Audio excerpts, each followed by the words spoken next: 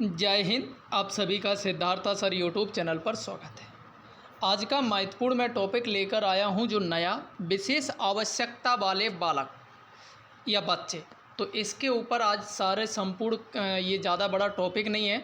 इससे पहले 2 टॉपिक हो गए हैं और एक लास्ट टॉपिक और बचा। टोटल यहाँ से 4 टॉपिक बनते हैं बाल विकास के, जिनके 2 टॉपिक हो चुके, तीसरा शुरू कर रहे हैं। आज ही ख़त्म हो जाएगा, कल ये पूरा ये सब्जेक्ट ख़त्म हो जाएगा। अगले नेक्स्ट डे से आपका नया टॉपिक शुरू कर देंगे, कोई नया सब्जेक्ट। ठीक है, तो जल्दी से अभी तक आपने अगर सब्सक्राइब नहीं किया सब्सक्राइब कर लीजिए, बेल बटन शेयर कर दीजिए, क्योंकि डेली मैं क्लास लेकर आ रहा हूँ उसी आधार पर जो प्रश्न एग्जाम में पूछे जाएंगे। आज के में विशेष आवश्यकता वाले कई तरह के, जिनको सुनने में दिक्कत आए, देखने में दिक्कत आए, चलने फिरने में दिक्कत आए, कई तरह के समझने में मंद बुद्धि वाली, ये सभी विकलांगता श्रेणी के अंतर्गत माने जाते हैं। ठीक है, तो इन्हीं पर आधारित आज की क्लास के हमने प्रश्न लिए हैं। तो चलिए शुरू करते हैं पहले प्रश्न के साथ। पहला प्रश्न है, निःशक्त बालकों की शिक्षा के लिए प्रावधान किया जा सकता है। तो ये आपको बताना है समावेशी शिक्षा द्वारा, ये तो सही होने की संभावना लग रही। मुख्य धारा से डालकर, मुख्य धारा नहीं भैया, मुख्य धारा से डाल देंगे फिर क्या सिखाएंगे। समाकलन द्वारा नहीं, इनमें से कोई नहीं। चलो ये तो हो ही नहीं सकता, तो सबसे बेस्ट ऑप्शन हो जाएगा आपका पहला। तो देखो, मैं आप लोगों को एक सलाह देता हूँ कि जो केवल मनोवैज्ञानिक से छोड़कर बाकी के ज़्यादातर प्रश्न तर्क लगा के किए जाते हैं, जैसे अभी हमने किए। देखो अगला प्रश्न भी तर्क लगा के हो जाएगा। कह रहे हैं कि शारीरिक रूप से भिन्न बालकों के अंतर्गत आते हैं। तो ये आपको बताना है कि कौन से जो बालक हैं। देखो, श्रवण क्षति युक्त बालक, सही बात है, ये आते हैं, मतलब जिनको सुनने में दिक्कत हो। अगला है दृष्टि क्षति, सीधी बात, देखने में दिक्कत, ये भी हो सकता है। तीसरा है विकलांग, बहुल विकलांग, भैया ये भी दिक्कत वाले ही हैं। तो आंसर क्या हो जाएगा, ये सभी हो जाएगा करेक्ट। अगला प्रश्न है आपका थर्ड। एक बालक मानसिक रूप से पिछड़ा हुआ है, उसको आप क्या सिखाना पसंद करेंगे। तो ऐसे प्रश्न आपको दिमाग से करने होते हैं। तो देखो, पहला है नियमित पाठचर्या की पढ़ाई, किंतु उन्हें काम के लिए दुगना समय देंगे। नहीं भैया, ये तो कतई नहीं हो सकता है। दूसरा है उन्हें आवश्यक बातें रटाकर नहीं। भैया शिक्षा विभाग कहता है कि भैया रटाकर नहीं पढ़ाना, आपको समझाकर पढ़ाना। तीसरा है उन्हें अकेले यात्रा करने, पैसे खर्च करने, हिसाब रखना आदि जैसे व्यवहारिक क्रियाकलापों के माध्यम से सक्षम बनाएंगे। ये होने की पूरी संभावना है। अगला है उन्हें अपनी पसंद का कार्य करने देंगे। यहाँ कह रहे हैं कि मानसिक रूप से पिछड़ा हुआ बालक नहीं, ये सबसे बेटर ऑप्शन माना जाएगा। बाकी के हो तो ये भी सकता, पर इससे बेटर सी है, इसलिए हम सी को लगाएंगे। इस तरीके से आपको दिमाग लगाना है। अगला प्रश्न है, एक पिछड़े बालकों की शिक्षा के रूप में कौन सी बातें सम्मिलित की जानी चाहिए, ये आपको बताना है। तो देखो, पहला है विशेष शिक्षण विधियों का प्रयोग, सही बात है, ये भी हो सकता है सही। विद्यालय में विशिष्ट कक्षाओं की व्यवस्था, ये भी सही है। विशेष पाठ्यक्रम की व्यवस्था, ये भी सही है। इस हिसाब से तो सभी सही हो जाते हैं।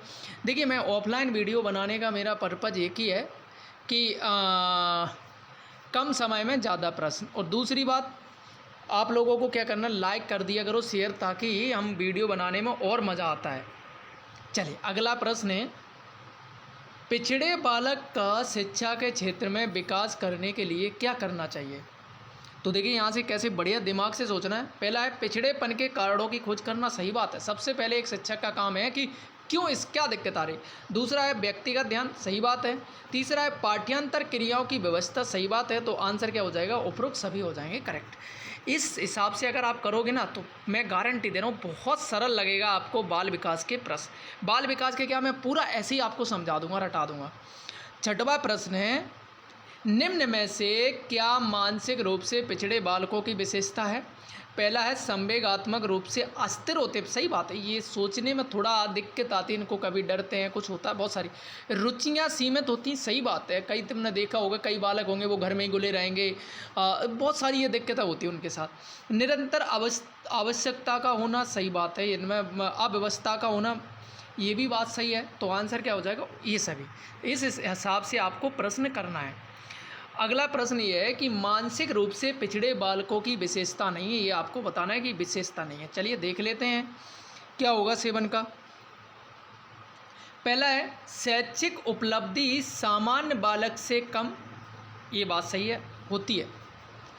पिछड़ेपन का कारण वंशानुगत ये हो विशेषता नहीं है, ये हो भी सकती है, चलिए देख लेते हैं, और नहीं भी हो सकती है, देख लेते हैं।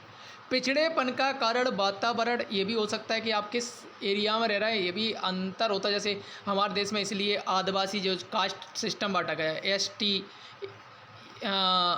SC, इनको इसीलिए क्योंकि इनके एरिया में अभी वो उतना डेवलप नहीं हुए, इसलिए इनको आरक्षण दिए गए हैं, ठीक है। निर्देश देना समस्या नहीं है भैया, ये समस्या है, तो ये D ऑप्शन सबसे बेटर होगा, बाकी के सभी पिछड़ेपन के कारण हैं, ठीक है। प्रश्न नंबर 8वां है ब्रेल लिपि का प्रयोग किस प्रकार के विकलांग बालकों की शिक्षा व्यवस्था के लिए किया जाता है। ब्रेल लिपि मतलब एक बहुत बड़े, मतलब हर चीज़ उनके एक आकार टाइप के होते हैं शब्द। तो चलिए समझते हैं 8वें प्रश्न का। अंधे बालकों के लिए भैया, अंधे बालकों के लिए होता है, और ये UP टेट में पूछा गया था कि कब मनाया जाता है, ये आपको भी कमेंट में बताना है कब मनाया जाता है, ठीक है। चलिए अगला प्रश्न है 9वां।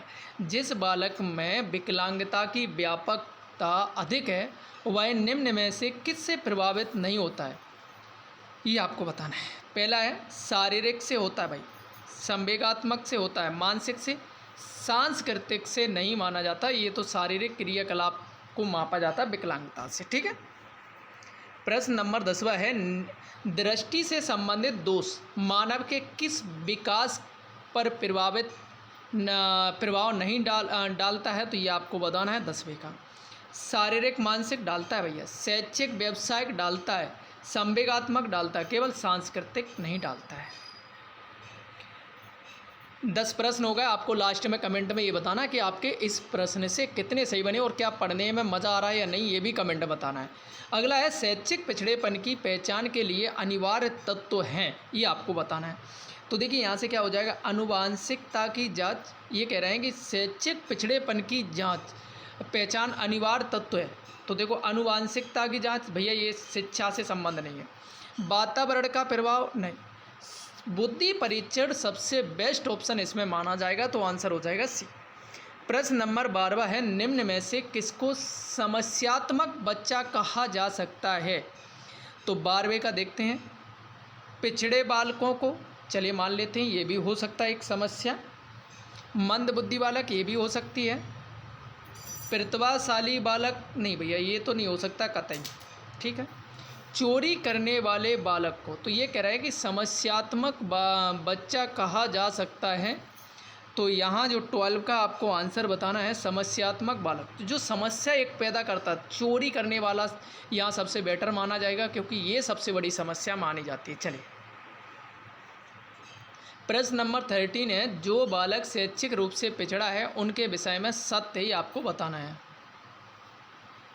पढ़ाई में पिछड़ा ये हो सकता है क्योंकि शैक्षिक से पूछ रहे हैं, घर समाज में पिछड़ा नहीं, मानसिक रूप से नहीं, तो सबसे बेटर ऑप्शन हो जाएगा ये करेक्ट हो जाएगा।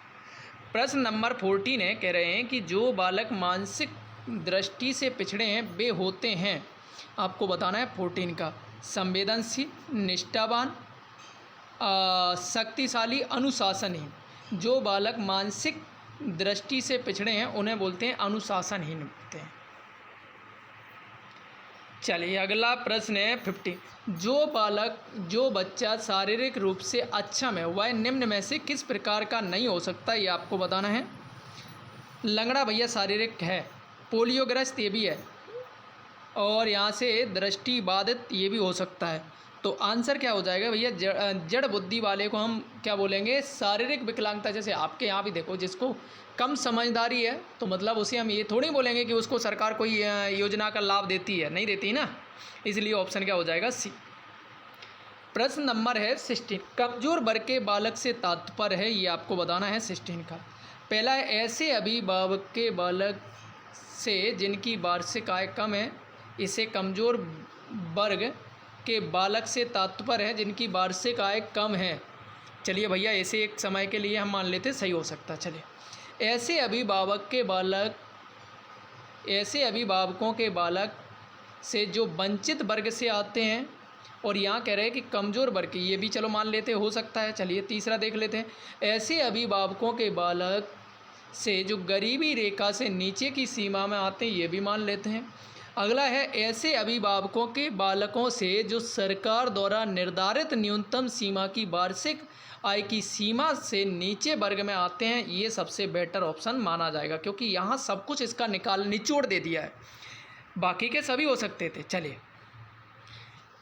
पिछड़ा बालक वह है जो अपने अध्ययन के माध्यम से अपना कच्चा कार्य जो अपनी आय के अनुसार एक कच्चा नीचे का है करने में असमर्थ रहता है। उक्त कथन किसका है?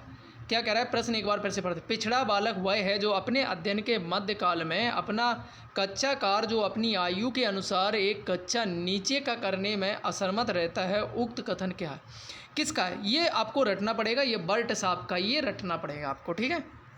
प्रश्न नंबर 18 है, शारीरिक अस्वस्थता काम प्रवृत्ति का प्रवाह तथा मंद गति के विकास बाला अपराध के किस कारण के अंतर्गत आते हैं, ये आपको बताना है। 18 का बाल मनोविज्ञान के, सामाजिक कारण के, विद्यालय के वातावरण के, या व्यक्तिगत कारण माना जाता है? भैया इन्हें व्यक्तिगत कारण माना जाता है। प्रश्न नंबर 19 है, बालकों के समस्यात्मक व्यवहार का कारण नहीं हो सकता, ये आपको बताना है। तो पहला है अनैतिक कार्य, अनैतिक बालकों के समस्या। देखो, ये आप गलत काम कर रहे हैं तो इसे समस्या का कारण नहीं माना जाएगा, कारण नहीं हो सकता। मनोरंजन की सुविधा, निर्धनता, अत्यधिक लाड़ प्यार, ये सभी हो सकते, बाकी के अनैतिक कार्य नहीं माने जाते हैं, ठीक है। प्रश्न नंबर 20, विशेष आवश्यकता वाले बालकों को शिक्षा उपलब्ध कराई जानी चाहिए। तो 20 का आपको बताना है विशेष आवश्यकता। देखो, सोच के बताना है आपको इसे। अन्य सामान्य बालकों के साथ, ये सही हो सकता है। विशेष विद्यालय में विशेष बालकों के लिए विकसित पद्धतियों द्वारा, चलिए मान लेती है। विशेष विद्यालयों में, ये भी मान लेते हैं। विशेष विद्यालयों में विशेष आते, तो देखो हमारा शिक्षा विभाग ये कहता है कि भैया अगर कुछ भी बालक में अगर कमी है, मतलब विकलांगता से, तो उन्हें ऐसा नहीं लगना चाहिए कि हमारे साथ भेदभाव है कि उनके लिए अलग से विद्यालय नहीं, अन्य बालकों, सामान्य बालकों के साथ। तो आंसर यहाँ से सबसे बेटर रहेगा ये, यही तो हमें ढूंढना है कि भैया सबसे बेटर क्या रहेगा। अगला है विशेष शिक्षा संबंधित है, ये आपको बताना है। मेधावी शिक्षार्थियों के लिए शिक्षा से नहीं, कम योग्य विद्यार्थियों के लिए शैक्षिक कार्यक्रम से ये हो सकता है। अध्यापकों के लिए प्रशिक्षण कार्यक्रम से नहीं, पिछड़ी बुद्धि के विद्यार्थियों के लिए प्रशिक्षण कार्यक्रम से ये तो हो सकते हैं। अब देखो बी और डी में से आपको एक बताना है, तो इसमें से ये देखना सबसे बेटर क्या है, कम योग्य विद्यार्थियों के लिए शैक्षिक कार्यक्रम। तो सबसे बेटर जो आंसर होगा वो बी होगा। तो देखो इस तरीके से अगर आप दिमाग से करेंगे ना, तो मैं ये कह रहा हूँ कि बाल विकास क्या सारे ही आपको बहुत सरल लगेगा, सभी सब्जेक्ट। तो देखिए मैंने ये 21 प्रश्न थे इस टॉपिक से, ये टॉपिक ख़त्म हो गया। कल लास्ट टॉपिक इसका शुरू होगा बाल विकास का। तो सभी लोग लाइक कर दीजिए, शेयर कर दीजिए अपने दोस्तों को भी, और एक कमेंट में आपको बताना है 21 में से आपके कितने प्रश्न सही हो गए। Thank you.